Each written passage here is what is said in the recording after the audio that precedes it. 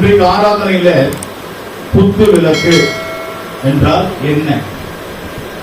பழைய ஏற்பாடு காலத்துல ஆசாரி கூடாரத்துல தேவன் ஒரு கூடாரத்தை உண்டாக்கி பொன் குத்து விளக்கை உண்டாக்கி பரிசுத்த ஸ்தலத்திலே வைக்க வேண்டும் என்று சொன்னார். கர்த்தருக்கு ஸ்தோத்திரம். ஆண்டவர் மோசேக்கு சொன்னார், 25ஆம் அதிகாரம் 8ஆம் வசனம், யாத்திராகமம் 25ஆம் அதிகாரம் 8ஆம் வசனத்தில், நான் காண்பிக்கும் மாதிரின்படியே ஒரு பரிசுத்த ஸ்தலத்தை உண்டாக்குவாயாக என்று நான் பார்க்கிறோம். மைக்கில் வந்து அவர்கள் நடுவிலே நான் வாசம் பண்ண, அவர்கள் சபையில் நடுவிலே நான் வாசம் பண்ண, எனக்கு ஒரு பரிசுத்த ஸ்தலத்தை உண்டாக்குவார்களாக. நான் வாசம் பண்ண எனக்கு ஒரு பரிசுத்த ஸ்தலத்தை உண்டாக்குவார்களாக. நான் உனக்கு காண்பிக்கும் வாசஸ்தலத்தின் மாதிரியின்படியும் அதனுடைய எல்லா தட்டுமுட்டுகளின் மாதிரியின்படியும் அதை செய்வீர்களாக. நான் காமிக்கும் மாதிரியின்படிதான் நீ செய்யணும். ஏனென்று சொன்னால், இங்கே மோசே அவர் அரண்மனையில படித்தவர், அவருடைய வேலை சிவில் இன்ஜினியர் படித்தவர், அவர் கட்டட நிபுணர், சிவில் இன்ஜினியர் பில்டிங் கட்டட நிபுணர். அதனால உன் சொந்தமா நீ வந்து செய்யக்கூடாது, நான் காமிக்கும் மாதிரியின்படி நீ ஆசாரிய கூடாரத்தை உண்டாக்க வேண்டும். அதை உண்டாக்கி தட்டு முட்டுகளை என்று சொன்னோம்னால் சில பொருட்கள் அதை அங்க வைக்க வேண்டும். இப்போ நம்முடைய சபைக்கு என்ன தேவைப்படுகிறது? ஒரு பாய் தேவை, ஒரு டேபிள் தேவை, ஃபேன் தேவை, வாட்ஸ்அப் ஃபேன், இதெல்லாம் வந்து நமக்கு தேவைப்படுகிறது இல்லையா?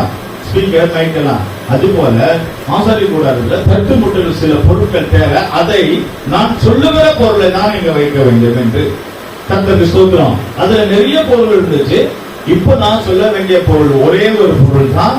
அங்கே குத்து விளக்கு என்ற காரியங்களை நாம் பார்க்கிறோம். அங்கே வந்து வெண்கல தொட்டி இருக்கிறது, அங்க மேஜை இருக்கிறது, மகாபரிசுத்த ஸ்தலத்துல உடன்படிக்கை பெட்டி இருக்கிறது, வெளிப்பிரகாரத்துல பலிபடம் இருக்கு. அதெல்லாம் நான் பார்க்க விரும்பவில்லை, சொல்ல விரும்பவில்லை. இன்றைக்கு நான் படிக்க வேண்டியது பொன் குத்து விளக்கு. தங்கத்துல நீங்க வெளியில பார்த்திருப்பீங்க குத்து விளக்கு நகை கடையில. நான் சொல்லுகிறது வெளியில இல்ல, பித்தளை இல்ல, தங்கத்துல பொன் குத்து விளக்கை தேவன் உண்டாக்கி அங்க பரிசுத்த ஸ்தலத்தில் வைக்க வேண்டும் என்று சொன்னார். இந்த குத்து விளக்கு எதை காட்டுகிறது? இந்த குத்து விளக்கு ஏன் பரிசுத்த ஸ்தலத்தில் வைக்க வேண்டும் என்று சொன்னார்? பழைய ஏற்பாடு நிழலாட்டத்தை காட்டுகிறது, புதிய ஏற்பாட்டு சபை இப்பொழுது நிஜத்தை காட்டுகிறது.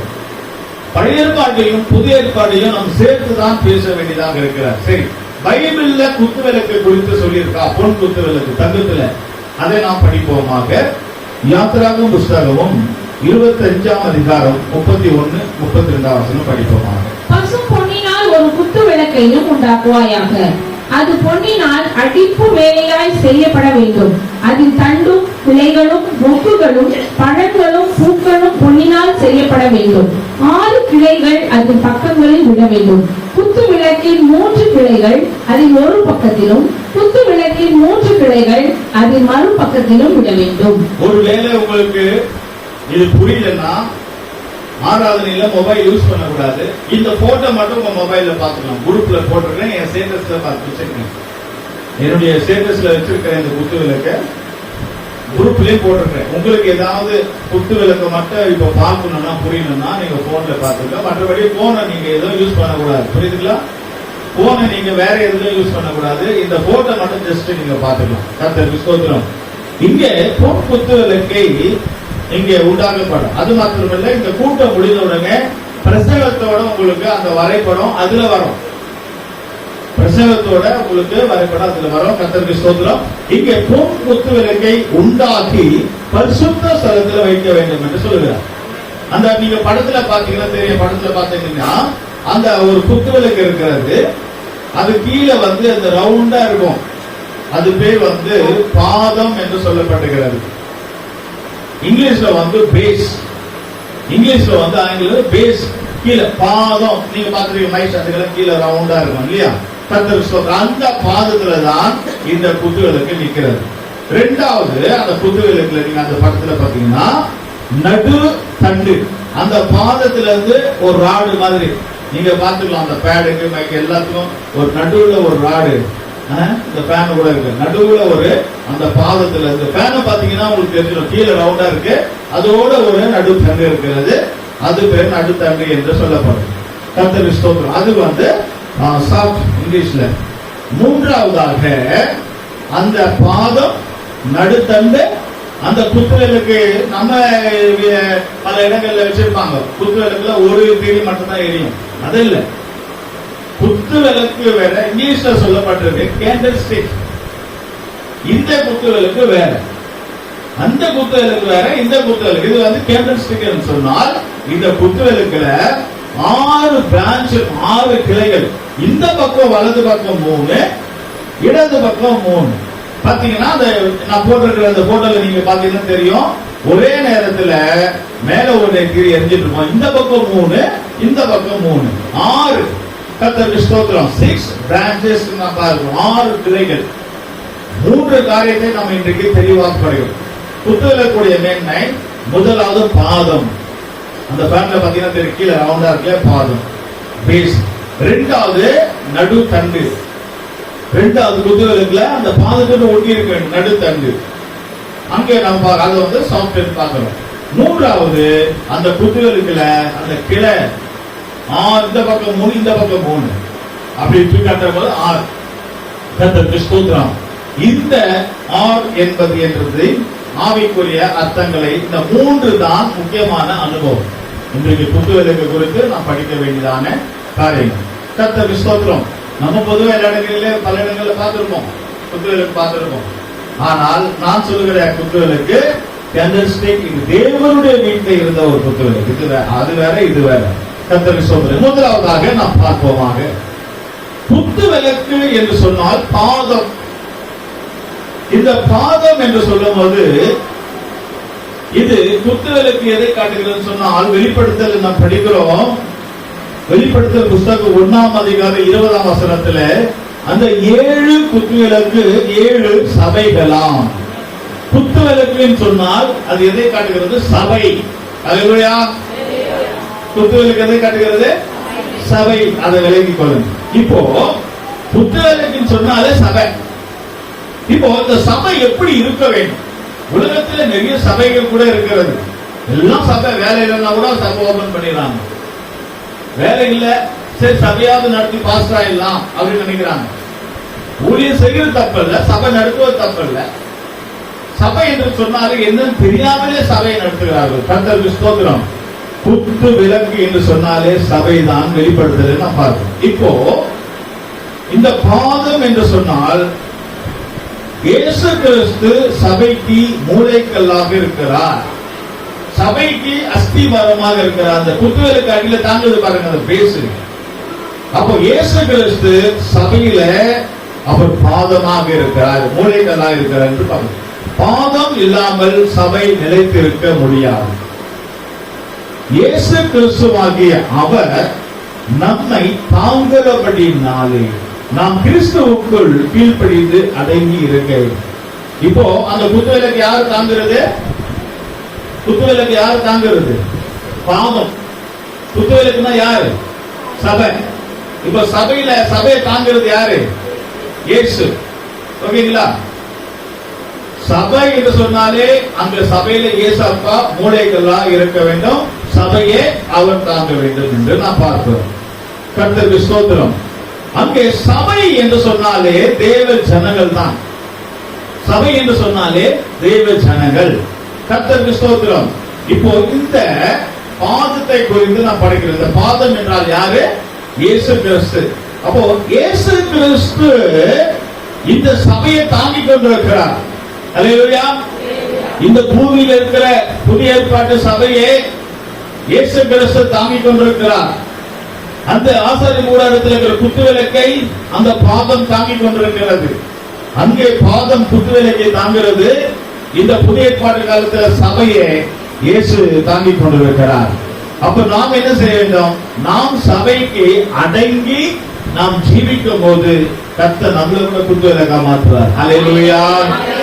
வசனத்தின்படி நம்ம அப்படியே ஆராய்ச்சி கண்டுபிடிக்க போகிறோம். எபேசியர் 1ஆம் அதிகாரம் 18ஆம் வசனத்திலே அவரை நம்பி பரிசுத்தமான சபை பரிசுத்தவான்களோடு இசைந்து நாம் வருவோம்னால் நமக்குள்ள ஒரு பொன் குத்துவிளக்காய் ஐஸ்வர்யத்துல சொல்ல போனா பணக்காரர்களாக வசதியாக நாம் மாற முடியும். எபேசியர் 1:18 படிப்போம்.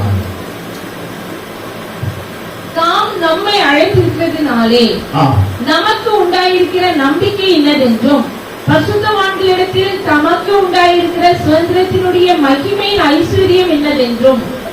கர்த்தருக்கு ஸ்தோத்திரம்.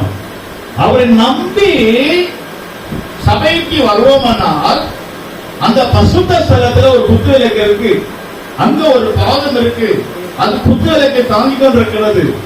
சபையை ஆண்டவராக இயேசு கிறிஸ்து தாங்கிக் கொண்டிருக்கிறார். சபைக்கு நம்பி வந்தால் மகிமையின் ஐஸ்வர்யத்தை ஆண்டவர் உங்களுக்கு கொடுப்பார். குத்துவிளக்கு எல்லா இடத்துலயும் இருக்கும், வெள்ளி குத்துவிளக்கு ஒரு சில இடத்துல இருக்கும். ஆனா தங்கத்துல செய்யப்பட்ட பொன் குத்துவிளக்கு எல்லா வீட்டுல இருக்காது. ஐஸ்வர்யம் இருக்கிற பணக்கார வீட்டுல தான் இருக்கும். அந்த ஐஸ்வர்யத்தை, பணத்தையும் மகிமையும் தேவன் நம்ம கொடுக்க வாஞ்சியாக இருக்கிறார். அல்லேலூயா. அருமையான தேவ பிள்ளைகளே, உங்க வீட்டுல பொன் குத்துவிளக்கு இருந்தால் ஐஸ்வர்யமும் மகிமையும் தானா வரும். அப்போ எழுத்துக்குரிய பிரகாரம் நான் குத்துவிளக்கு சொல்லவில்லை, ஆவிக்குரிய பிரகாரம் உங்க வீட்டுல குத்துவிளக்கை போல இயேசு கிறிஸ்து இருந்தால் உங்க வீட்டை இயேசு கிறிஸ்து தாங்குவார். சபையிலே பாதமாகிய குத்துவிளக்காக பாதம் இருந்தால், சபையிலே இயேசு கிறிஸ்து இருந்தால் சபையை ஆண்டவராக இயேசு கிறிஸ்து தாங்குவார். பொன் குத்துவிளக்கு எங்க இருக்கோ அங்க ஐஸ்வர்யம் இருக்கும். நீங்கள் சபைக்கு நம்பி வந்தால் ஐஸ்வர்யத்தின் மழை உங்களுக்கு பொழியும். கைகளை தட்டி ஆண்டவர் நாமத்தை மகிமைப்படுத்துவோம். ஐஸ்வர்யம் என்ன தெரியுமா? ஐஸ்வர்யம் ஒண்ணு புரியல. ஐஸ்வர்யம் மழை. ஐஸ்வர்யம் என்ன? பணம். ஐஸ்வர்யம் என்ன? பணம். பணம் மழை. பணம் மழை அப்படியே பொழியுமா உங்க வீட்டுல. வருமானம் உங்க வீட்டுல பெருகும். சபையில வருமானம் பெருகும். சபையில வருகிறவங்க எல்லாரும் ஆசீர்வதிக்கப்படுவாங்க. சபையில வருவங்க எல்லாரும் உயர்த்தப்படுவாங்க. சபைக்கு வருவங்களுக்கு எல்லாம் வேலை கிடைக்கும். சபைக்கு வருவங்க எல்லாம் ஆசீர்வதிக்கப்படுவாங்க. சபைக்கு வருவங்க எல்லாம் நல்லா படிப்பாங்க. சபையில வருகிற ஒவ்வொருடைய குடும்பங்களுக்கு வேலை வாய்ப்புகள், வருமானத்தை தேவன் கொடுப்பார். பொன் குத்துவிளக்கு. பொன் என்று சொன்னாலே கோல்டு, பெயிண்டை காட்டுகிறது. பொன் என்று சொன்னால் விசுவாசம். நீங்கள் நம்பிக்கையோடும் விசுவாசத்தோடும் சபைக்கு வருவீர்களானால் அந்த பொன் குத்துவிளக்கை தாங்குவது போல அந்த பாதம் நம்ம சபையை இயேசு கிறிஸ்து தாங்குவது போல உங்க குடும்பத்தையும் பிள்ளைகளையும் இயேசு கிறிஸ்து தாங்குவார். ஹல்லேலூயா. கர்த்தருக்கு ஸ்தோத்திரம். இன்னும் கொஞ்சம் ஆழமா போகிறோம். கொலோசியர் 2:10 நான் படிக்கிறோம். அவர் சகலத்துக்கு அதிகாரம் உள்ளவராக. அவர் தான் ஃபுல்லா ஊழல் பண்ணுகிறார். கொலோசியர் 2:10 படிக்கிறோம். மேலும் சகல துரைத்தனங்களும் அதிகாரத்துக்கும் தலைவராய் இருக்கிற அவருக்குள் நீங்கள் பரிபூர்ணம் உள்ளவர்களாய் இருக்கிறீர்கள். கர்த்தருக்கு ஸ்தோத்திரம். அவர் என்று சொன்னாலே இயேசுதான் காட்டுகிறது. இயேசு சகல துரைத்தனங்களுக்கும். துரைத்தனம் என்ன தெரியுமா? இப்ப இருக்கிற சொல்ல போனா இப்போ இந்த போலீஸ் காவல் நிலையங்கள் எல்லாம் யாருடைய கண்ட்ரோல் இருக்கு? Home minister. காவல் நிலையம் எல்லாம் யாருடைய கண்ட்ரோல்? துரைத்தனம். எல்லா துறைகளும் துறைகள் இருக்கு இல்லையா? ஸ்டேட் கவர்மெண்ட், சென்ட்ரல் கவர்மெண்ட் எல்லாம் இதெல்லாம் துறைத்தனங்கள். அதை காட்டுகிறது. இந்த துறைத்தனங்கள், இந்த அதிகாரம் எல்லாமே அவருக்குள்ள அடங்கியிருக்கிறார். கர்த்தராகிய இயேசு கிறிஸ்துவுக்குள் எல்லா அதிகாரமும் அடங்கியிருக்கிறது. அவர்கிட்ட வரும்போது அங்க சொல்லுகிறார் என்ன உண்டாக்குறதா? சம்பூர்ணமான ஆசீர்வாதத்தை தேவன் தருகிறார். அதிகாரம், எல்லா அதிகாரத்துக்கும் மேலான ஒருவர் இருக்கிறார். உங்களுக்கு புரியுற மாதிரி சொல்றேன். எல்லா காவல் நிலையங்களுக்கு மேல ஒரு மினிஸ்டர் இருப்பார். அவர் தான் ஹோம் மினிஸ்டர். கர்த்தருக்கு ஸ்தோத்திரம். அதுபோல எல்லா அதிகாரங்களுக்கும் மேலாக ஒருவர் இருக்கிறார். அவர் தான் தலைவர் இயேசு கிறிஸ்து. நம்முடைய தலைவர், எல்லாருக்கும் ஒரு தலைவர் இருக்காங்க. ஆனா எங்க தலைவர் இயேசு கிறிஸ்து. எங்க தலைவர் சபையில் இருக்கிறார். எங்க தலைவர் சிலுவையில் அறியப்பட்டிருக்கிறார். எங்க தலைவர் ஜனங்களுக்காக ரத்தம் சிந்திருக்கிறார். அவர் தான் இயேசு கிறிஸ்து. கரங்களை தட்டி அந்த நாமத்தை மகிமைப்படுத்துவோமாக. அவருக்குள் அதிகாரம் இருக்கிறது. இயேசுவுக்கு அதிகாரம் இருக்கிறது. பிரியமானவர்களே, ஒரு நூற்றுக்கு அதிபதி இயேசுவிடத்திலே வருகிறான். ஐயா, நான் ஒரு நூற்றுக்கு அதிபதியா இருக்கிறேன், ஆனால் என்னை காட்டில உங்களுக்கு தான் அதிகாரம் இருக்கிறது. என்னுடைய வேலைக்காரன் திருமணக்காரனால் கஷ்டப்படுகிறார், நீ ஒரு வார்த்தை சொல்லு, என் வேலைக்காரன் சொஸ்தமாவான் என்று சொன்னார். ஒரு நூற்றுக்கு அதிபதி, ஒரு அதிபதியா இருக்கிறவன் அவனே இயேசுவிடத்தில் வந்து கேட்கிறான், ஒரு வார்த்தை சொல்லும். ஆண்டவராக இயேசு கிறிஸ்து அவர் அதிகாரம் உள்ளவர், அவர் ஆளுநரை தலையாக இருக்கிறார். ஏசப்பா ஒரு வார்த்தை சொன்னால் போதும், நம்முடைய வியாதியெல்லாம் சரியாகும். ஏசப்பா ஒரு வார்த்தை சொல்வதனால் உங்க கிட்னி வியாதி கூட சரியாகும். ஏசப்பா ஒரு வியாதி சொன்னா உங்க சக்கர வியாதி சுகமாகும். அதிகாரம் அவர் கையில இருக்கு. டாக்டர்கள் கிட்னியை மாற்ற முடியும், ஆனா தேவன் புது கிட்னியை கொடுக்க முடியும். அல்லேலூயா. ஆமாம், மேலான கிட்னியை உண்டாக்கி வைத்தவர் தேவன், லிவரை உண்டாக்கி வைத்தவர் தேவன். மனுஷனுக்கு 206 எலும்புகளை வைத்தவர் தேவன், நரம்புகளை வைத்தவர் தேவன். அவர்கிட்ட எல்லாமே ஸ்டோர் ரூம் இருக்குங்க. உங்களுக்கு ஏதாவது வேணுமா? எல்லா அதிகாரங்களுக்கு மேல, எல்லா துறைகளுக்கு மேல அவர்தான். நீங்க அவர்கிட்ட வந்தீங்களா, சம்பூர்ணமான ஆசீர்வாதம். அவர்கிட்ட சம்பூர்ணமான ஆசீர்வாதம் ஒண்ணு இல்ல, சம்பூர்ணமாய். தேவ சபைக்கு வரும்போது சபையிலே அவர் தலைவராக இருக்கிறார், சபையிலே அவர் அஸ்திவாரமாக இருக்கிறார். சபைக்கு வரவங்களுக்கு உங்களுக்கு என்ன வேணுமோ சம்பூர்ணமா கொடுப்பார். ரொட்டி வேணுமா கொடுப்பார், மீன் வேணுமா கொடுப்பார். எல்லாருக்கும் கொடுத்து திருப்தியா சாப்பிட்டு 7 கூட சேர்ந்தது. அதான் சம்பூர்ணமான ஆசீர்வாதம். கர்த்தருக்கு ஸ்தோத்திரம். ஒருத்தர் சொன்னாங்க, மாசம் 20ஆம் தேதிக்கு மேல பணம் எல்லாம் செலவாய் 20க்கு மேல கையில காசு இருக்காது, கடன் வாங்கி குடும்பத்தை நடத்தலாம் என்று நாங்கள் அப்படி போய் கொண்டு இருப்போம். இந்த வாரத்துல ஒருத்தர் சொன்னாங்க, போன வாரத்துல ஒவ்வொரு மாசம் கடைசி நேரத்துல, மாச கடைசியில கடன் வாங்கி தான் குடும்பத்தை நடத்துவோம். ஆனால் இப்பொழுது அப்படி இல்லை. இந்த மாதம் முடிகிற வரைக்கும் ஆண்டவருக்கு கையில காசை கொடுத்திருக்கிறார். அல்லேலூயா. மாசம் முடிந்து கூட அடுத்த மாதத்துல கையில பணம் இருக்கு. சம்பூர்ணமான ஆசீர்வாதம். எத்தனை பேருக்கு இந்த சம்பூர்ணமான ஆசீர்வாதம் வேணும்? அஸ்திபாரமாக சபைக்கு வர வேண்டும், அந்த குத்துவிளக்கு, அந்த பேசு பாதத்துக்கு வர வேண்டும். நீங்கள் குத்துவிளக்கு கிட்ட வந்தீங்கனால், உங்க வீட்டுல குத்துவிளக்கு இருந்தால், உங்க வீட்டுக்கு நீ குத்துவிளக்கை எடுத்து ஆண்டவருடைய குத்துவிளக்கை நீங்கள் கொண்டு போயிருந்தால் உங்க வீட்டுல சம்பூர்ணமான ஆசீர்வாதங்கள் இறங்கி வரும் என்று தான் பார்க்கிறோம். ஹல்லேலூயா. எபேசியர் 1ஆம் அதிகாரம் 22, 23 வசனத்தில் நான் படிக்கும் போது, இயேசு கிறிஸ்து சபைக்கு தலையாக இருக்கிறார் என்று சொல்லப்படுகிறது. தலை யாரு? சில சொல்லுவாங்க, சபைக்கு நான் தான் பெரிய ஆளு, சபையில நான் தான் முக்கியமான ஆளு, சபைக்கு நான் தான் இந்த ஆளு இந்த ஆளுன்னா சொல்லுவாங்க. யாரும் எந்த ஆளும் கிடையாது. இயேசுதான் சபைக்கு தலையாக இருக்கிறார் என்று எபேசியர்ல நாம் படிக்கிறோம். அங்க எபேசியர் 1ஆம் அதிகாரம் 22, 23 வசனம் படிப்போம். எல்லாவற்றையும் அவருடைய பாதங்களுக்கு கீழ்ப்படுத்தி, பாத்தீங்களா, இந்த குத்துவிளக்கு எல்லாம் அந்த பாதத்துல தான் நிக்குது. எல்லாவற்றையும் சபையில அவருடைய பாதங்களுக்கு கீழ்ப்படுத்தி, எல்லாவற்றாலும் நிரப்புகிறவருடைய நினைவாகிய சரீரமான சபைக்கு, எல்லாவற்றாலும் உன் குடும்பத்தை சபை ஆண்டவர் நிரப்புவார். அவரை எல்லாவற்றிற்கும் மேலான தலையாக தந்தருளினார். எல்லாவற்றுக்கும் மேலாக தலை யாரு? யாருக்கு தலை? சினிமால சொன்னாங்க தலை அவருதான். அது இதுல இருந்து எடுத்து வச்சுக்கிறாங்க நினைக்கிறேன். அதுக்கு ராசி அடிச்சுதான் என்னன்னு தெரியல. பைபிள்ல இருந்து வார்த்தை. தலை யாரு? நல்ல சத்தமா சொல்லுங்க. தலை யாருங்க?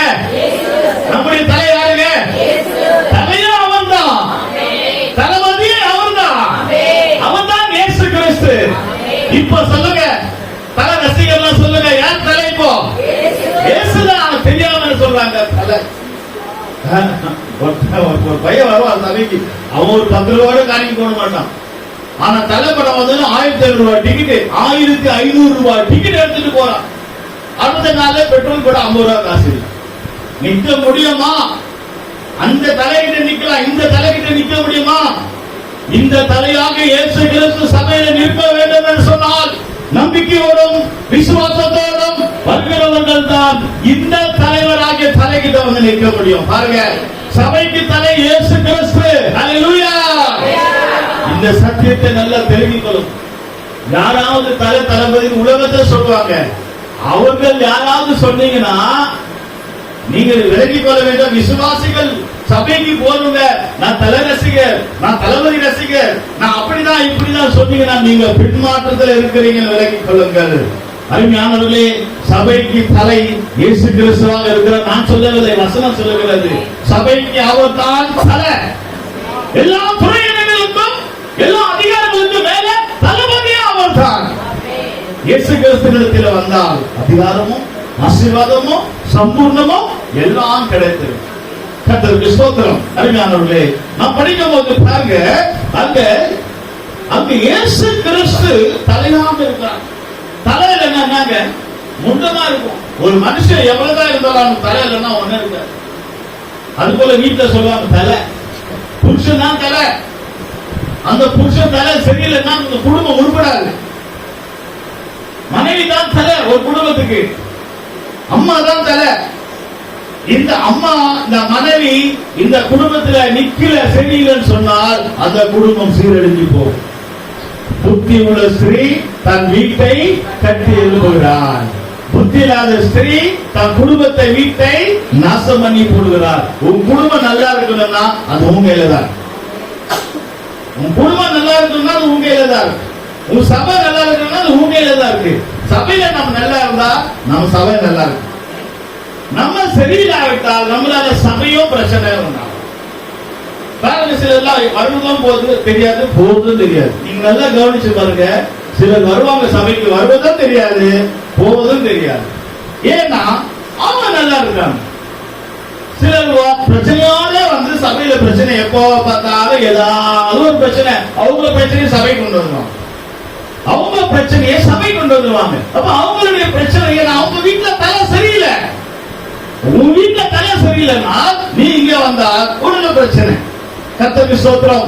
யாரு தலையாக இருக்கிறார்களோ அவர்கள் சரியாக இருந்தால் எல்லாமே சரியாய் போய்விடும். தலையில்லாத ஒரு உருவம் உண்டோம், தலையில்லாத ஒரு உருவம் உண்டோம் என்று சொல்லப்பட்டிருக்கு. சபையில தலை இருக்க வேண்டும்.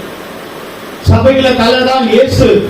இயேசு இல்லாத சபை, அந்த சபையில எந்த ஒரு எழுப்புதல் இருக்காது. பிரியமானவர்களே, பரிசுத்த ஆவியானவர் இருப்பாரானால், தலையாக இயேசு இருப்பாரானால் அந்த சபை ஆசீர்வதிக்கப்படும்.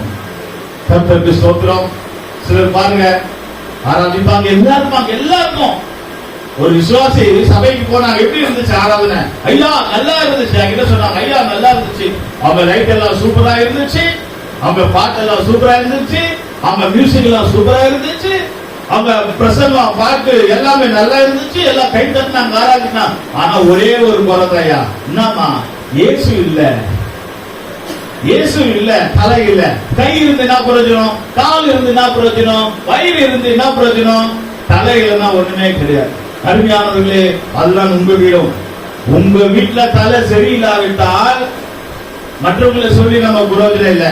அந்த கை தான் உங்க பிள்ளைங்க, அந்த கால் தான் உங்க கூட பிறந்தவங்க. கர்த்தருக்கு ஸ்தோத்திரம். தலை நாம் சரியாக இருக்க வேண்டும். இயேசு கிறிஸ்து சபைக்கு தலையாக இருக்கிறார். ஹல்லேலூயா. அடுத்ததாக படிக்கும் போது 1 கொரிந்தியர் 3ஆம் அதிகாரம் 11ஆம் வசனத்துல சபைக்கு ஆண்டவராகிய இயேசு கிறிஸ்து அஸ்திபாரமாக இருக்கிறார் என்று நாம் பார்க்கிறோம். 1 கொரிந்தியர் 3ஆம் அதிகாரம் 11ஆம் வசனம். போடப்பட்டிருக்கிற அஸ்திபாரமாகிய இயேசு கிறிஸ்துவை அல்லாமல் வேறே அஸ்திபாரத்தை போட ஒருவனாலும் கூடாது. கர்த்தருக்கு ஸ்தோத்திரம். சபைக்கு அஸ்திபாரம் இயேசு கிறிஸ்துவா இருக்கிறார். பவுல் கொரிந்திய சபைக்கு எழுதுகிறார், என் அஸ்திபாரத்தை கர்த்தராகிய இயேசு கிறிஸ்துவின் மேல் போடுகிறேன். அருமையானவர்களே, நம்ம யார் மேல அஸ்திபாரம் போட்டிருக்கிறோம்? நம்ம யார் மேல போட்டிருக்கிறோம்? நம்ம யார் மேல நம்முடைய அஸ்திபாரத்தை போட்டிருக்கிறோம்? சிலருக்கு பாத்தீங்கன்னா, எங்க அம்மா வரலன்னு நானும் வர மாட்டேன். அப்ப அவங்க அஸ்திபாரம் யார் மேல இருக்கு? அவங்க அம்மா மேல இருக்கு. அம்மா என்ன சொல்றாங்க? என் வீட்டுக்காரர் வரல, நானும் வரல. வீட்டுக்காரர் யார் மேல போட்டிருக்காரு? அவரும் மனைவி மேல போட்டிருக்கிறாரு. வீட்டுக்காரர் ஏன் வரலன்னு கேட்டா, என்ன அந்த பொம்பளை போன் பண்ணி உயிரை வாங்கிட்டு இருக்கா, இங்க வா இங்க வான்னு கூப்பிடுறாரு. அப்ப வீட்டுக்காரர் யார் மேல போட்டிருக்காரு? வேற இவன் மேலே போட்டிருக்கிறாரு. இப்படி அஸ்திவாரத்தை இயேசு கிறிஸ்து மேலே போடாமல் வேற யார் மேலேயாவது போட்டால் நம்முடைய வீடு, நம்முடைய நிலவரம், நம்முடைய ஆவிக்குரிய நிலவரம் சபையிலே நாம் நிற்க முடியாது. இயேசு கிறிஸ்துவின் அஸ்திவாரத்தை போட்டு கட்டி எழுப்பப்படுவோம் என்றால் என்ன பிரச்சனை வந்தாலும் எது வந்தாலும் அது ஒரு வாரத்திலே சரியாகும். ஹல்லேலூயா. கர்த்தருக்கு ஸ்தோத்திரம். அவங்க அது சொன்னாங்க, அதனால தான் நான் 2 வாரம் வரல. இவங்க இதை சொன்னாங்க, அதனால தான் வரேன். நீ அஸ்திவாரத்தை இயேசு மேல போடு. அஸ்திவாரத்தை சரியாக போடுவாயானால் யாரு என்ன சொன்னாலும் அதை பத்தி நமக்கு கவலை இல்லை. ஏன்னா அஸ்திவாரம் யார் மேல இருக்கு? இயேசு மேல இருக்கு. நம்ம அஸ்திவாரத்தை யார் மேலேயாவது போட்டோம்னால் நாம் நிற்க முடியாது. பிரியமானவர்களே, இன்றைக்கு விலகிக் கொள்ளுங்கள். அந்த குத்து விளக்கு அந்த பாதத்தில் நின்று கொண்டிருக்கிறது. பாதம் இல்லாவிட்டால் குத்து விளக்கு நிற்க முடியாது. அருமையானவர்களே, இயேசு கிறிஸ்து சபையில் இல்லாவிட்டால் சபை நிற்க முடியாது. அப்போ அந்த இயேசு கிறிஸ்து அஸ்திவாரத்தின் மேலே நாம் போட வேண்டும். கர்த்தருக்கு ஸ்தோத்திரம். இங்கே படிக்கும் போது எபேசியர் 2ஆம் அதிகாரம் 20ஆம் வசனத்தில் ஒரு வசனத்தை படிக்கிறோம். படிங்க. 2:20-21 படிப்போம். அப்போஸ்தலர் தீர்க்கதரிசிகள் என்பவர்களுடைய அஸ்திவாரத்தின் மேல் கட்டப்பட்டவர்களுமாய் இருக்கிறீர்கள். அதற்கு இயேசு கிறிஸ்து தாமே மூலைக்கல்லாய் இருக்கிறார். அவர் மேல் மாளிகை முழுவதும் இசைவாய் இணைக்கப்பட்டு கர்த்தருக்குள் பரிசுத்த ஆலயமாக எழும்புகிறது. கர்த்தருக்கு ஸ்தோத்திரம். அருமையானவர்களே, இந்த குத்து விளக்கு அந்த பேஸ்ல நின்று கொண்டிருக்கிறது பாதத்துல. அது கூட உங்க ஒரு நடு தங்கு இருக்கு இல்லையா? அங்கே சொல்லப்பட்டிருக்கிறது அது அப்போஸ்தலர்களும் தீர்க்கதரிசிகளும். இந்த அப்போஸ்தலர் தீர்க்கதரிசிகள் நடுத்தண்டு அந்த பாதத்துல ஜாயின் பண்ணிருக்கு பாருங்க. நீங்க அந்த பேனை பார்த்தா தெரியும். அந்த நடுத்தண்டு எதுல அந்த பாதத்துல இருக்கு நிக்குது, அதுதான். அப்ப இந்த நடுத்தண்டு அப்போஸ்தலர்களும் தீர்க்கதரிசிகளுமாக சொல்லப்படுகிறது. அவர்களோட நாம என்ன செய்யணுமா? கூட்டி கட்டப்பட்டு சபையாக மாளிகையாய் கட்டப்பட வேண்டுமா? ஹல்லேலூயா. சபைக்கு வரீங்களா யார் தெரியுமா? சபைக்கு வரீங்களா யாரு? மாளிகை. மாளிகையில ஒரு கல்லு. யாரெல்லாம் அப்போஸ்தலருடைய சபையில இருக்கிறீர்களோ அவர்களெல்லாம் சபையில மாளிகையாக இருக்கிறீர்கள். இந்த மாளிகைக்கு அஸ்திவாரம் யார் தெரியுமா? இந்த அழகான குத்துவிளக்கு லைட் எரியுது. இந்த குத்துவிளக்கு அழகா லைட் எரியுதுல, இந்த பக்கம் 3, இந்த பக்கம் 3, 6 அகல் விளக்கு எரிந்து கொண்டிருக்கல. இந்த அழகான குத்துவிளக்கு, பொன் குத்துவிளக்கு அந்த பாதம். அதுபோல சபைக்கு இயேசு கிறிஸ்து அஸ்திவாரமாக இருக்கிறார். இந்த மாளிகைக்கு நீங்களும் நாமும் ஒரு கல்லா இருக்கிறோம். நம்ம எல்லாரும் அந்த சபையில அஸ்திவாரமாக இயேசு மேல கட்டப்படுகிறோம். ஹல்லேலூயா. நம்முடைய அஸ்திவாரம் எங்க இருக்கு பிரியமானவர்களே? சபைக்கு வந்து கொண்டிருக்கிறோம். திடீர்னு நம்ம வரோம், அங்க போய் அங்க போறோம் இங்க போறோம், யாராவது சொன்னாங்க அது சொன்னாங்க, அப்படியெல்லாம் இல்ல. இயேசு கிறிஸ்து அஸ்திவாரத்தை போட்டால் என்ன நடந்தாலும் சரி, என் அஸ்திவாரம் இயேசுவோடு இருக்கு. ஹல்லேலூயா. எத்தனை பேர் இதை விளங்கிக் கொள்கிறீர்கள்? நம்முடைய அஸ்திவாரம் இயேசு மேல போட்டு கட்டப்படுவோமாக. சபையில ஒரு மாளிகையா கட்டப்படுவோமாக. சபையில தேவ பிள்ளைகளாக கட்டப்படுவோமாக. சபையில ஒரு அஸ்திவார வீடாக, அந்த வீட்டுல ஒரு கல்லாக நாம் இருப்போமாக. சிலர் தான் பாத்தீங்கன்னா ஏதோ வருவாங்க ஏதோ போவாங்க, வருவாங்க போவாங்க. அவங்களுக்கும் சபைக்கு எந்த சம்பந்தம் இருக்காது. அவங்க எந்த காரியம் சொல்ல மாட்டாங்க. வருவாங்க, 2 வாரம் வர மாட்டாங்க, ஒரு போன் பண்ணி சொல்ல மாட்டாங்க, எதுவுமே எந்த காரியம் எதுவும் இது பண்ண மாட்டாங்க. அப்புறம் வருவாங்க, அப்புறம் போவாங்க. அவங்க வச்சு ஆண்டவர் வந்து சபையை கட்ட மாட்டார். சபையினுடைய பாரம் யாருக்கு இருக்கிறதோ, அந்த பாதத்தில் யார் இசைந்து இருக்கிறார்களோ, அந்த அஸ்திவாரத்தில் யார் இருக்கிறார்களோ அவர்களை வைத்துதான் தேவன் சபையை கட்டுவார். ஆண்டவர் உங்களையும் என்னையும் வைத்து சபையை கட்டுவாராக. கரங்களை உயர்த்தி ஆண்டவர் நாமத்தை மகிமைப்படுத்துவோமாக. ஹல்லேலூயா. கர்த்தருக்கு ஸ்தோத்திரம். இரண்டாவதாக குத்துவிளக்கு மத்தியில் இருக்கிற நடுத்தண்டு என்று நாம் பார்க்கிறோம். ஃபர்ஸ்ட் அந்த பேஸ் பார்த்தோம். இரண்டாவது நடுத்தண்டு. இது வந்து சாஃப்ட் சொல்லப்படுது. அந்த பேஸோட இசைந்து இருக்கும், ஒட்டி இருக்கும். அது வந்து நடுத்தண்டு. கர்த்தருக்கு ஸ்தோத்திரம். இது எதை காட்டுகிறது சொன்னா, இது அப்போஸ்தலரையும் தீர்க்கதரிசிகளையும் வெளிப்படுத்துகிறது. இவர்கள் கிறிஸ்துவாகிய பாதத்தோடு இசைந்து இருக்க வேண்டும். எபேசியர் 2ஆம் அதிகாரம் 19-20 வசனத்தில் படிக்கும்போது இவர்களுக்கு பரலோகத்தின் ரகசியங்களை கர்த்தர் வெளிப்படுத்துகிறார் என்று நாம் பார்க்கிறோம். எபேசியர் 2ஆம் அதிகாரம் 19-20 வசனம் படிப்போமா? ஆகையால் நீங்கள் இனி அந்நியரும் பரதேசிகளுமாய் இராமல் பரிசுத்தவான்களோட ஒரே நகரத்தாரும் தேவனுடைய வீட்டாருமாய் இருந்து அப்போஸ்தலர், தீர்க்கதரிசிகள் என்பவர்களுடைய அஸ்திவாரத்தின் மேல் கட்டப்பட்டவர்களுமாய் இருக்கிறீர்கள். அதற்கு இயேசு கிறிஸ்து தாமே மூலைக்கல்லாய் இருக்கிறார். கர்த்தருக்கு ஸ்தோத்திரம். நீங்க அந்த குத்துவிளக்கு படத்துல பாத்தீங்கன்னா கீழே அந்த பேஸ் இருக்கும். அந்த பேஸோட ஒட்டி அந்த ஒரு நடு தண்டு இருக்கும். அப்ப இந்த நடு தண்டு யாரு? அப்போஸ்தலரும் தீர்க்கதரிசியும். இந்த அப்போஸ்தலர் தீர்க்கதரிசிகள் யாரோட இருக்கலாமா? அந்த பாதத்தோட இருக்கணும். பாதம் யாரு? இயேசு கிறிஸ்து. அப்போ அப்போஸ்தலரும் தீர்க்கதரிசிகளும் இந்த ஊழியக்காரங்க இயேசுவோடு இசைந்து இருக்கணும். அப்படி இயேசுவோடு இசைந்திருந்தால்தான் சபை கட்டப்படும். அந்த சபையில இயேசு கிறிஸ்து மூலைக்கல்லாக இருக்கிறார். கொஞ்சம் இது ஆழமான கொஞ்சம் சத்தியங்கள். கர்த்தருக்கு ஸ்தோத்திரம். பாருங்க, அப்போஸ்தலர் தீர்க்கதரிசிகள் இயேசுவோடு இசைந்து இருக்கணும். இயேசுவோடு இசைந்திருந்தால்தான் பரலோகத்தினுடைய ரகசியங்களை அப்போஸ்தலர்களுக்கும் தீர்க்கதரிசிகளுக்கும் தேவன் கொடுப்பார். எல்லாரும் அல்ல. அப்ப இந்த அப்போஸ்தலர் யாரு? அப்போஸ்தலர்கள் யார்? அவர்கள் தான் பிரதிஷ்டை பண்ணப்பட்ட ஊழியக்காரர்கள். முழு நேரம் செய்கிற ஊழியம், 24 மணி நேரம் ஊழியத்தை தவிர வேற எந்த காரியங்களும் செய்ய முடியாது.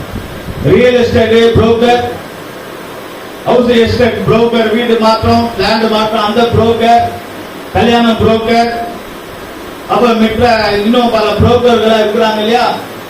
ஊழியக்காரங்க நிறைய பேர், நான் யாரையும் வர சொல்லவில்லை. ஊழியக்காரர்கள் நல்லா வேலை செய்துட்டு புரோக்கராக இருக்கிறாங்க, வேலையும் செய்யறாங்க, ஊழியம் செய்யறாங்க. அவர்கள் அப்போஸ்தலர்கள் கிடையாது, அவர்கள் ஊழியக்காரர்கள். வேலை செய்து ஊழியம் செய்கிறவர்கள் அப்போஸ்தலர் இல்ல. அதனால அவங்க கெட்டவங்க கிடையாது, நல்லவங்க தான். ஆனா அவங்க அந்த ஊழியம் செய்கிறாங்க. அப்போஸ்தலர்களோடு இசைந்து இருக்கிறவர்களுக்கு சில ரகசியங்கள், பரலோக ரகசியம். அப்ப தீர்க்கதரிசிகள் யாரு? தீர்க்கதரிசிகள் அப்போஸ்தலர்களோட இயேசுவோட இசைந்து இருக்கிறோமா? நிறைய பேர் பாத்தீங்கன்னா தீர்க்கதரிசி சொல்லி எல்லாம் குடிக்க ஓடுவாங்க. தீர்க்கதரிசி கிட்ட போனா அவர் எல்லாம் சொல்லிடுவாரு. தீர்க்கதரிசி கிட்ட போனா எல்லாம் சொல்லி குடி சொல்றவங்க தீர்க்கதரிசி இல்ல. இந்த தீர்க்கதரிசிகள் என்று சொன்னால் பரலோகத்துடைய ரகசியங்களை தீர்க்கதரிசிகள் மூலமாக சபைக்கு வெளிப்படுத்துகிறார். அல்லேலூயா. தீர்க்கதரிசனம் சொல்கிறாங்க, நான் இது சீக்கிரமாக வருகிறேன். பரலோகத்தின் ரகசியம் உங்கள் மத்தியில் ஒரு குத்துவிளக்கு எரிந்து கொண்டிருக்கிறது. சபை பிரகாசித்துக் கொண்டிருக்கிறது. அப்ப இந்த குத்துவிளக்கு, இந்த தீர்க்கதரிசிகள் அப்போஸ்தலரும் யாரோட இசைந்திருக்கிறார்கள்? சபையில் அஸ்திவாரத்தோட இயேசுவோட இசைந்திருக்கிறார்கள். இயேசு இல்லாமல் பரலோக ரகசியம் வெளிப்படாது. அப்போ எல்லா ஊழியர்களுக்கும் பரலோக ரகசியம் வெளிப்படாது. யாருக்கு வெளிப்படுகிறது? சத்தியத்துல அப்போஸ்தலரும் தீர்க்கதரிசிகளுக்கு தான் பரலோக ரகசியம் வெளிப்படுகிறது. அப்ப பரலோக ரகசியம் என்று சொன்னால், பரலோகத்துக்கு போக வேண்டும் என்று சொன்னால் பரலோக ரகசியம் வெளிப்பட வேண்டும். எந்த சபையில பரலோக ரகசியம் வெளிப்படுகிறதோ, எந்த சபையில் அப்போஸ்தலர்கள் தீர்க்கதரிசிகள் இருக்கிறார்களோ, அந்த சபை தான் பரலோக ராஜ்யம் போகிறது. கைகளை தட்டி அப்ப நான் மற்ற சபையில நான் எதுவும் குறை சொல்றேன். ரட்சிப்புக்கு இருக்கலாம், ரட்சிப்பு எல்லாம் நடந்து கொண்டிருக்கோம், ஏதோ ரட்சிப்படுறதுக்கு சபை. அப்போ அப்போஸ்தலர் தீர்க்கதரிசிகளும் அந்த பாதத்தோட என்ன செய்யணும்? இசைந்து இருக்க வேண்டும். பிரியமானவர்களே, கர்த்தருக்கு ஸ்தோத்திரம். அப்ப நம்ம எந்த சபைக்கு போறோம்? நம்ம எந்த சபையில இருக்கணும்? ஐயா அவங்க ஏதாவது சொல்லுவாங்களே, அவங்க ஏதாவது சொல்றாங்களே, அவங்க எது சொல்லுவாங்களே, அவங்க 2 கிலோ அரிசி கொடுக்குறாங்களே, அவங்க 5 கிலோ அரிசி, ஏதோ உதவி செய்யறாங்க, தப்பு இல்லை. அப்போஸ்தலர்கள் தீர்க்கதரிசிகளுடைய சபையில நீ இருக்கிறியா? அங்கதான் ரகசியம் வெளிப்படுகிறது. இயேசு கிறிஸ்துடைய பரலோகத்துடைய ரகசியம் அங்கதான் வளர முடியும். எங்க வளர முடியும்? எங்க வளர முடியும்? அப்போஸ்தலருடைய. இந்த அப்போஸ்தலர் தீர்க்கதரிசி யாரோட இருக்கிறாங்க? இயேசுவோட இசைந்து. அப்போ ஊழியக்காரங்க இயேசுவோட இருக்கிறாங்களா? அதை நம்ம தெரிஞ்சுக்கணும். ஊழியக்காரங்க இயேசுவோட இருக்கிறாங்களா? ஊழியக்காரங்க நிறைய பேர் இருக்காங்க, ஃபேஷனா இருக்காங்க, ஸ்டைலா இருக்காங்க, பாவமா இருக்காங்க, ஜனங்களுக்கே கடன் வாங்குறவங்க இருக்காங்க, இப்படி புரோக்கராக இருக்கிறாங்க. பல விதங்கள் இருக்கு, யாரையும் நம்ம குறை சொல்லல. ஆனால் ஊழியக்காரங்க இயேசுவோட இசைந்து இருக்கிறாங்களா? ஊழியக்காரங்க கர்த்தரோட இந்த பாதத்தோட இசைந்து இருக்கிறாங்களா? கர்த்தர் ஊழியக்காரோட இருக்கிறாரா? ஆண்டவர் ஊழியக்காரோட இருக்கிறாரா? ஊழியக்காரர்கள் ஆண்டவரோட இருக்கிறார்களா? அதை நம்ம விளங்கி அப்படிப்பட்ட சபையில் இருந்தால்தான் கட்டி எழுப்பப்பட முடியும். ஹல்லேலூயா. அதுதான் இவர்கள் பரலோக ரகசியத்தை கர்த்தர் வெளிப்படுத்தி தருகிறார். மூன்றாவதாக 6 கிளைகள் என்று நாம் பார்க்கிறோம். மூன்றாவது அந்த குத்து விளக்கினுடைய அனுபவத்துல அந்த படத்துல பாத்தீங்கன்னா தெரியும், அப்படியே இந்த பக்கம் 3 இந்த பக்கம் 3 6 குத்து விளக்குல 6 பிரான்சஸ் 6 கிளைகள். கர்த்தருக்கு ஸ்தோத்திரம். இது 6 பிரான்சஸ் நாம் பார்க்கிறோம். இங்க சொல்லப்படுகிற 6 கிளைகளும் நடு தண்டோட இணைக்கப்பட வேண்டும். இப்ப நடு தண்டு எதோட இருந்துச்சு? அந்த பாதத்தோட இருந்துச்சு, இயேசுவோட அப்போஸ்தலர்கள். இப்ப இந்த 6 கிளைகளும் தண்டோட இருக்கணும். எப்படி? இந்த 6 கிளைகள் எப்படி இருக்கணுமா? அந்த தண்டோடு இருக்கணும். அப்போஸ்தலர்கள் தீர்க்கதரிசிகளோட இசைந்து என்று நாம் பார்க்கிறோம். இது ஆவிக்குரிய வரம் பெற்றவர்களையும் சபையும் வெளிப்படுத்துகிறது. இந்த 6 கிளை இருக்கு இல்லையா, இது எதை காட்டுகிறது? ஆவிக்குரிய ஜீவியத்துல வரங்களையும் சபையும் வெளிப்படுத்துகிறது. சபையில வரங்கள் இருக்கணும், சபையில வரம் இருக்கணும். வரம் இல்லாத சபை, தீர்க்க தரிசனம் இல்லாத சபை எப்படி அந்த சபை முன்னேறி போகும்? தீர்க்க தரிசனம் இல்லாத சபை சீர்கெட்டது என்று பார்க்கிறோம். புலி சொல்ற தீர்க்க தரிசனம் அது வேற. சபையில தீர்க்க தரிசனம் இருக்க வேண்டும். பாட்டு பாடி ஆவியில நிரம்பி கர்த்தரோடு இருக்கும் போது ஆண்டவர் தீர்க்க தரிசனம் மூலமாக பேச வேண்டும். இந்த 6 கிளைகள் வரங்களை காட்டுகிறது. சபையில் இருக்கிறவர்கள் தீர்க்க தரிசனம் சொல்ல வேண்டும், பேடி தொடுத்த வேண்டும், அபிஷேகத்தில் நிறைய அந்நிய பாஷைகளை பேசி வியாக்கியானம் பண்ண வேண்டும், பற்பல அந்நிய பாஷைகளை பேச வேண்டும், விசுவாசம் இருக்க வேண்டும். இப்படி சபையில 9 வரங்களை காட்டுகிறது. பிரியமானவர்களே, இந்த 9 வரம் சபையில இருக்க வேண்டும். ஹல்லேலூயா, கர்த்தருக்கு ஸ்தோத்திரம். இந்த 6 கிளை எதை காட்டுகிறது? வரங்களை காட்டு. அப்ப வரங்கள், அந்த 6 கிளையில என்ன இருக்குது? லைட் எரியுது. வரங்கள் பெற்றவர்கள் எல்லோரும், கிருபை பெற்றவர்கள் எல்லாரும் பிரகாசிக்கணும். என்ன செய்யணும்? பிரகாசிக்கணும். கிருபை பெற்றவங்க வீட்டுல போய் தூங்க கூடாது. பைபிள் படிக்கிற கிருபை, பாட்டு பாடுற கிருபை, அபிஷேகத்தில் நிரம்புற கிருபை, தீர்க்க தரிசனம் சொல்ற கிருபை, ஆத்மாவில ஆதாயப்படுத்துகிற கிருபை, சபையில ஊழியம் செய்யற கிருபை, இவங்க எல்லாம் வீட்டுல போய் தூங்கிட்டு இருந்தாங்கன்னா ஆண்டவருக்கு அவங்களுக்கு கட் ஆயிடும் கனெக்ஷன். நெட்வொர்க் கிடைக்காது. யாரும் உங்களுக்கு என்ன அனுப்புனாலும் நெட்வொர்க் இல்ல. கர்த்தருக்கு ஸ்தோத்திரம். அப்போ இந்த 6 கிளைகளும் சபையில் என்ன செய்யணுமா? பிரகாசித்துக் கொண்டிருக்க வேண்டும். கிளை எப்படி தண்டோட இணைக்கப்பட்டு இருக்கிறதோ அதுபோல ஆவிக்குரிய வரம் பெற்றவர்களும் இந்த பூமியில் இருக்கிற எந்த சபையாக இருந்தாலும் அந்த தண்டோட இசைந்து இருக்க வேண்டும் என்று பார்க்கிறோம். அப்போஸ்தலர்களோடும் தீர்க்கதரிசிகளோடும் இணைக்கப்பட வேண்டும். கர்த்தருக்கு ஸ்தோத்திரம். இப்போ அந்த கிளைகள் ஜனங்கள்லாம் இப்ப எதுல இருக்கணுமா? அந்த தண்டனை யாரு? அப்போஸ்தலர் தீர்க்கதரிசிகள். இப்போ சபையில இருக்கிற எல்லா விசுவாசிகளும் ஒன்னா இருக்க வேண்டும் என்று சொல்லப்பட்டிருக்கு. தனித்தனியா தன்னிச்சு அங்க சுத்தக்கூடாது. ஆறாவது நேரத்துல எல்லாம் ஒன்னா இருக்க வேண்டும் என்று சொல்லிருக்கு. எபேசியர் 1 கொரிந்தியர் நம்ம பார்க்கிறோம். 1 கொரிந்தியர்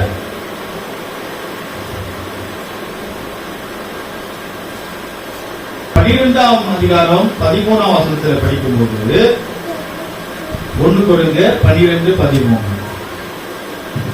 நாம் யூதராயினும் கிரேக்கராயினும் அடிமைகளாயினும் சுயாதீனராயினும் எல்லாரும் ஒரே ஆவியினாலே ஒரே சரீரத்துக்குள்ளாக ஞானஸ்நானம் பண்ணப்பட்டு எல்லாரும் ஒரே ஆவிக்குள்ளாகவே தாகம் தீர்க்கப்பட்டோம். சபையில வர விசுவாசிகள் கிரேக்கரா இருக்கட்டும், யூதரா இருக்கட்டும், அறிவிலும் ஞானத்திலும் இருந்தாலும், அடிமை சுயாதீனம், தாழ்த்தப்பட்ட ஜாதியா இருக்கட்டும், உயர்த்தப்பட்ட ஜாதியா இருக்கட்டும், எந்த பாஷையா இருக்கட்டும், எந்த ஊரா இருக்கட்டும், ஞானஸ்தானம் எடுத்தவனும் எல்லாம் ஒரே ஆவியினாலே இருக்க வேண்டும். ஹல்லேலூயா. ஞானஸ்தானம் எடுத்தவர்கள் ஜாதி வித்தியாசம் பார்க்க கூடாது. ஞானஸ்தானம் எடுத்தவர்கள் பாஷை விஷயம், தமிழ், தெலுங்கு, மலையாளம், ஹிந்தி பார்க்க கூடாது. ஜாதி வித்தியாசம் பார்க்கிற சபையில ஆண்டவர் இருக்க முடியாது. ஊழியக்காரர்கள் இருப்பாங்க, எல்லாரும் இருப்பாங்க. கிரேக்கரும் யூதரும் அடிமை சுயாதீனம். எந்த ஜாதியா இருந்தாலும், எந்த பாஷையா இருந்தாலும், ஏழையா இருந்தாலும், பணக்காரர்களாக இருந்தாலும், ஞானஸ்தானம் எடுத்த உடனே எல்லாரும் ஒரே ஆவிதான். ஹல்லேலூயா. எல்லாரும் ஒரே ஆவிதான். ஒரே சரீரத்தை நாம் புசிக்கிறோம், ஒரே திராட்சை ரசத்தை நம்ம குடிக்கிறோம், எல்லாம் ஒன்றா இருக்கணும், ஜாதி வித்தியாசம் பார்க்க கூடாது. அப்படி ஜாதி வித்தியாசம் நம்ம பார்ப்போம் சொன்னால் ஆவிக்குரிய ஜீவிதத்தில் அவங்க வளரல. சபையில வந்து ஏழு பணக்கார வித்தியாசம் நம்ம பார்த்தோம்னா ஆவிக்குரிய ஜீவிதத்தில் அங்க சபை வளரல. நீங்க பார்த்திருக்கலாம், நிறைய சபைகள்ல பணக்காரங்களுக்கு எல்லாம் முன்னாடி விஐபி சேர் போட்டிருப்பாங்க. எல்லாம் அவங்க எல்லாம் வந்து விஐபி காரங்க, நிறைய பணம் கொடுக்குறவங்க, பெரிய ஆளு. கர்த்தருக்கு ஸ்தோத்திரம். அப்படி இல்ல, எல்லாரும் ஒரே ஆவினால தாக்கத்திற்கப்பட்டோம். எந்த வித்தியாசம் கிடையாது, ஒரே வித்தியாசம், இயேசுதான் தலையாக இருக்கிறார். ஹல்லேலூயா. கர்த்தருக்கு ஸ்தோத்திரம். அருமையானவர்களே, எல்லாரும் ஞானஸ்தானம், அதனாலதான் ஞானஸ்தானம் எடுக்கணும். ஞானஸ்தானம் எடுத்து ஒரே ஆவினால ஒன்றா இருக்க வேண்டும்.